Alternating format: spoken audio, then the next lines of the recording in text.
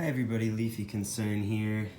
It's actually a snowy morning, kind of a late snow, which is really exciting and kind of cozy. Shoveling wasn't too difficult.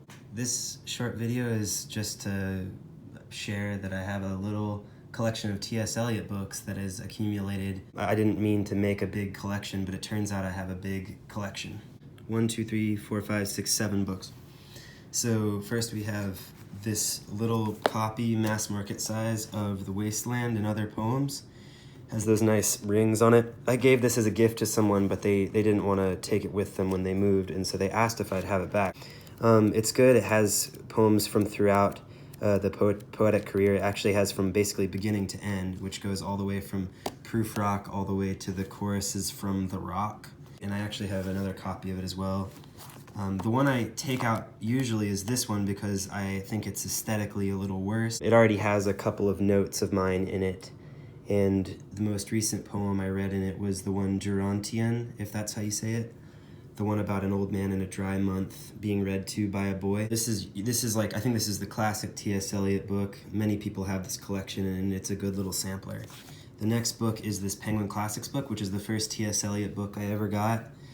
It's extremely nicely made. The font is good. It has extensive notes on all poems.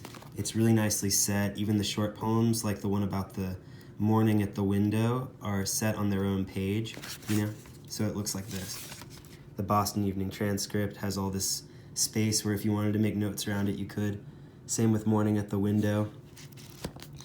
And this is a good place to read the Preludes and The Wasteland, and it has just all the early stuff, Proof Rock and Other Observations, poems from 1920, and then The Wasteland, but it doesn't go to the Hollow Men. And the next book I have is this standalone version of 4 quartets, which I bought because it was cheap, and because Tobias Wolff said he really liked it in a video, and I haven't read it recently.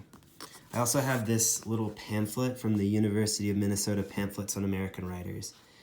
I've only read a couple of pages of this. I don't think it's too experimental or anything, but it should probably have good ideas for ways to read back through Eliot. Next I have this Complete Poems 1909 to 1950.